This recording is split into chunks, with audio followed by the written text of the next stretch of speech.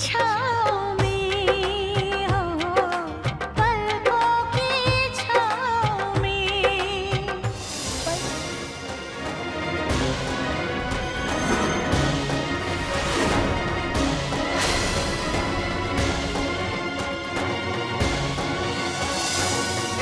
हाँ, नंदिनी, तुम यहाँ?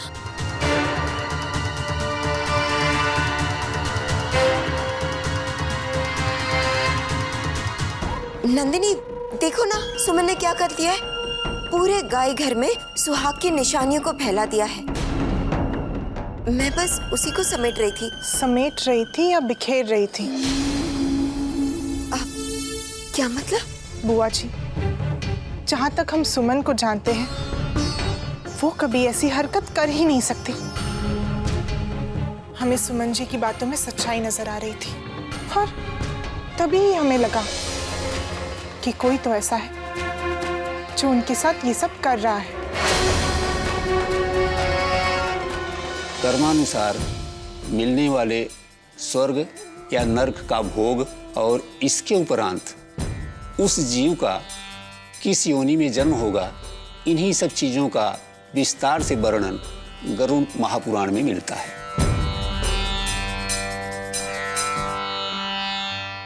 ओम गणानां त्वा गणपति गुंहवामहे, प्रियानां त्वा प्रियपति गुंहवामहे, निधीनां त्वा निधिपति गुंहवामहे, वसोम आम जान गर्भं पांच विजासी गर्भधाम।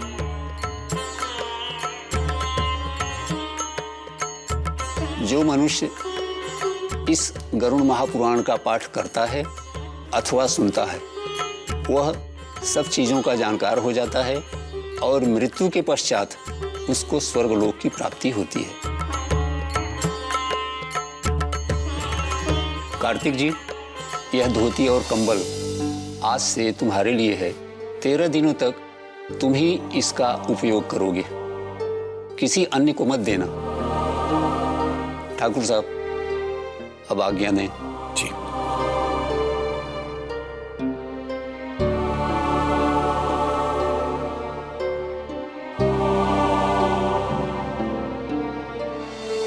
क्यों कर रही हैं आप ये सब?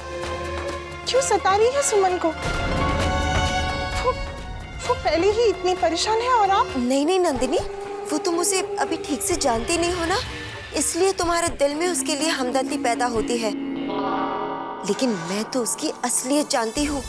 एक नंबर की शातिर है वो। पता है, कादम्बरी भाभी से सुमन एक बार क्या मिली कि बस भाभी का मन मोह लिया। भोली भाली शक्ल बनाकर झूठी झूठी बातें करके सबका मन मोह लेती है। अरे पूरा परिवार उसके खिलाफ था और सबका विरोध करके फिर भी भाभी ने उसी को अपनी बहू बनाया। और ज्यादा मैं क्या बोलूं, तुम तो जानती हो ना, आजकल तो उसने कार्तिक को भी अपने वश में कर लिया है। तुम तो देख ही रही हो ना कि किस तरह से हर बात पे कार्तिक उसी का पक्ष लेता है। बुआ जी, हम इतने ना समझ नहीं हैं, सब समझते हैं। आपके ये सारे करतूत हम घर वालों को बता देंगे। नंदिनी, तुम अपने काम से काम रखो। मेरे रास्ते का कांटा बनने की कोशिश मत करना। और मैं जो भी कर रही हूँ उसमें तुम्हारी ही भलाई है। अच्छा, ऐसी कौन सी भलाई है? जरा हम भी तो सुने। उफ नंदिनी, कितनी भोली हो तुम। तुम्हें पता है ना कि सुमन सुंदर है, जवान है।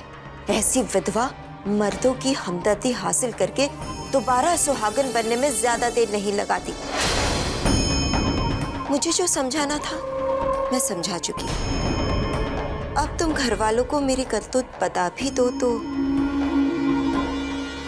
नुकसान तुम्हारा ही होगा। अब तुम्हारा फैसला मैं तुम पर ही छोड़ती हूँ। मैं आंगन में तुम्हारा इंतजार करूंगी।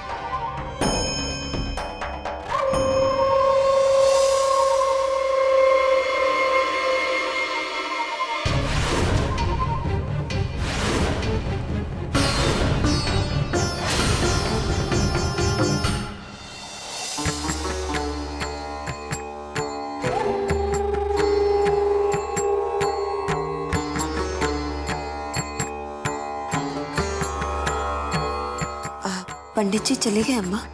हाँ विद्या, तेरा सिर दर्द कैसा है? अब ठीक है, दवाई ले ली ना, सब ठीक ही रहेगा। बस नंदिनी अपना मुंह ना खोले। वक्त ही खराब था जो मैं पकड़ी गई।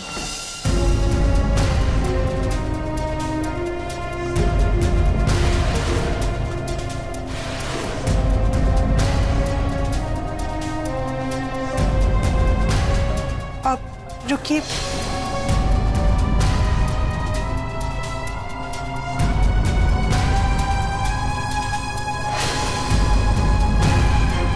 हम आप लोगों से कुछ कहना चाहते हैं।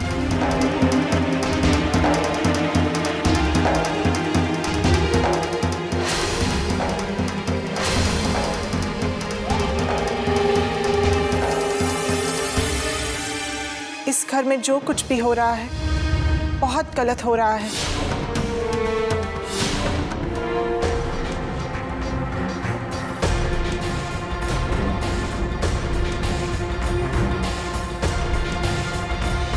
हे भगवान, इस लड़की ने तो मेरा बना बनाया खेल बिगाड़ दिया। उफ, अब तो मेरे इस घर से छुट्टी निश्चित है। देखिए, हम आप सबको अपना समझ के कुछ कह रहे हैं। इस घर में ये सब कब तक चलेगा? कब तक आप लोग ऐसे भूखे प्यासे रहेंगे?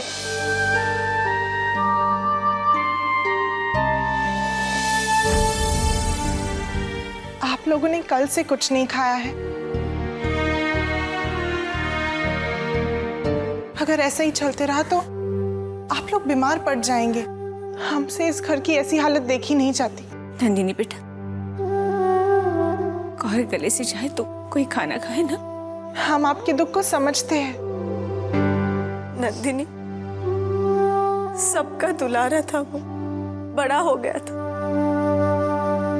मगर फिर भी उसमें एक छोटा बच्चा छुपा था। शरारतें भी बिल्कुल वैसे ही करता था। भाई था मेरा, मगर मुझे बिल्कुल अपने बच्चे जैसा था।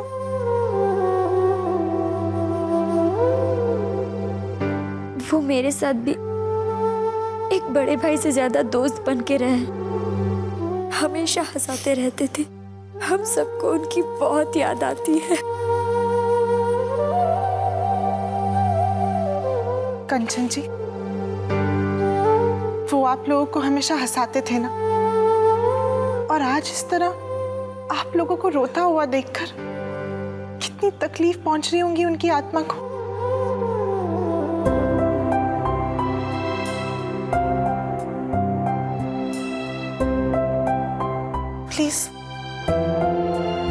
प्लीज उनकी खातिर आप लोग कुछ तो खा लीजिए। बिटिया, बात तो तुम बिल्कुल ठीक कह रही हो।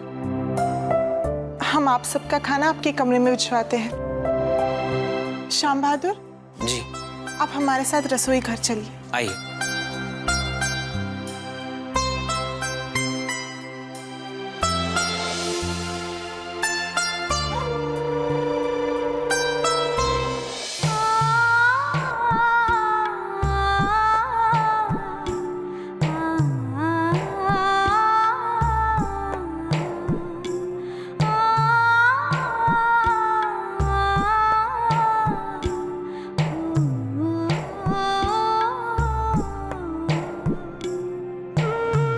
यही तो थी लकड़ी, कहाँ चली गई?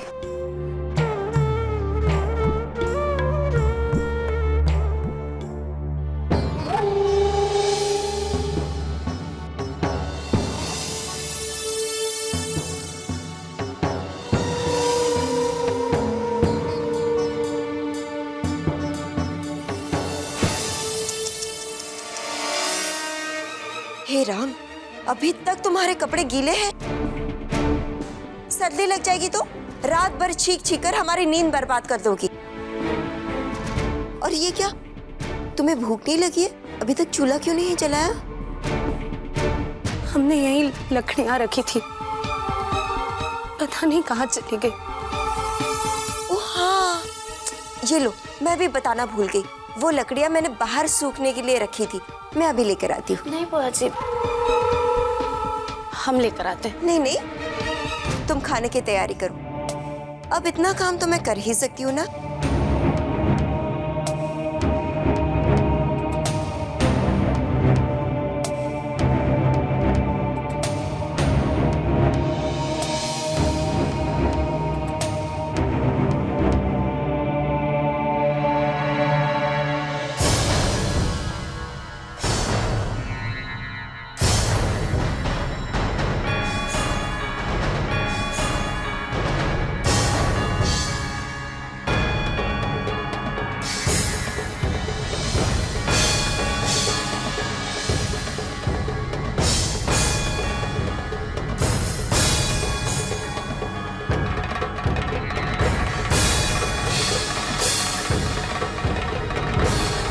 तेरा पाला विद्या से पड़ा है सुमन।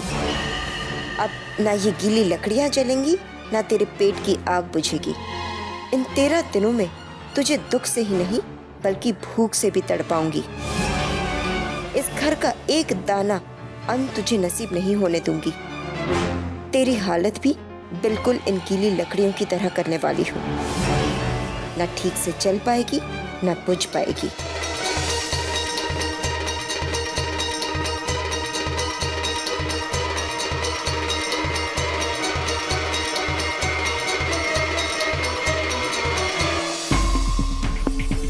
सुमन, ये लो।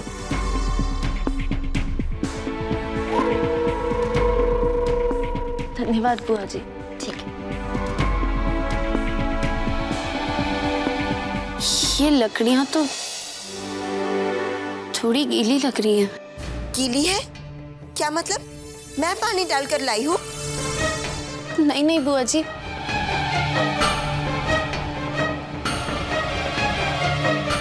हमारा वो मतलब नहीं था।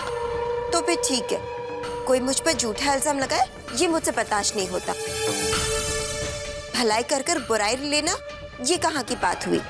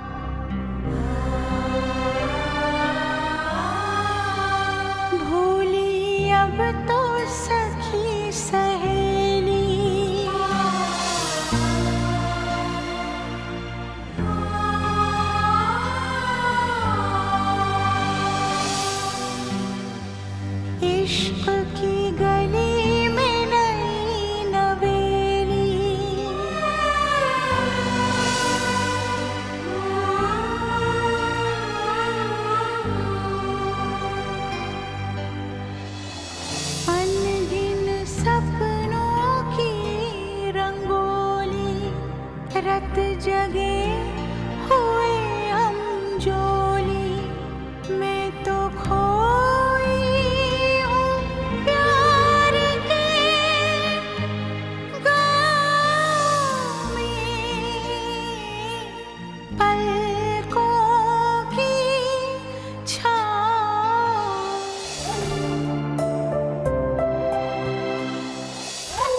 अरे वाह नंदिनी, तुम तो बड़ी अच्छी लड़की हो। तुम सबको खाने के लिए नहीं कहती तो सब भूखे रह जाते।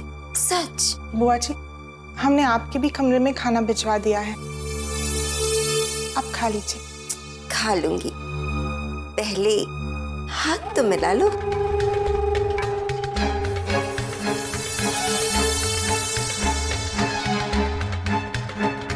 जी, हम कुछ समझे नहीं। क्या नहीं समझी? सुमन के खिलाफ मेरे जंग में तुम मेरा साथ दे रही हो तो हाथ नहीं मिलाओगी? आपको कोई गलतफहमी हुई है, हमने आपका साथ कब दिया? अरे इसे साथ देना ही तो कहेंगे ना। अब ये गाय घर वाली बात तुमने किसी से नहीं कही। माफ कीजिए विद्या जी, जो आप सोच रही है ऐसा कुछ भी नहीं है। हमने अपना मुंह बंद सिर्फ इसलिए रखा क्योंकि घर का माहौल वैसे ही इतना गमगीन है। हम उसे और भारी नहीं करना चाहते थे। यानी बाद में सबको बताओगी? नहीं, लेकिन इसका मतलब ये नहीं है कि हम आपके साथ हैं। वैसे हम आपको एक सलाह जरूर देना चाहेंगे। आप जो भी कर रही है वो गलत है। अगर हो सके तो दोबारा ऐसा मत करिएगा।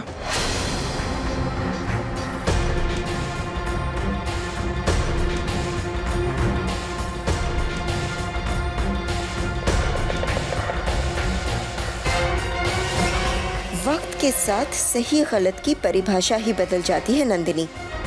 आज जिस बात को तुम गलत कह रही हो, कल उसी बात को ना सिर्फ तुम सही कहोगी बल्कि बढ़ चढ़कर उसमें मेरा साथ भी दोगी। आखिर कार्तिक से प्यार जो करती हो, उसे खो देने का डर तुम्हें मेरी ओर खींच ही लाएगा।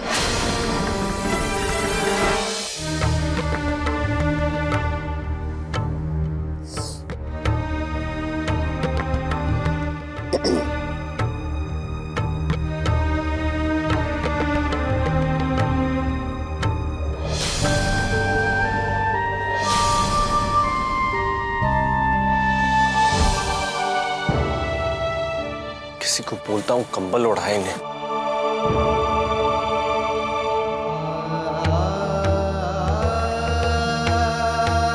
बोलूंगा तो कहेंगे कि हमदर्दी जता रहा है।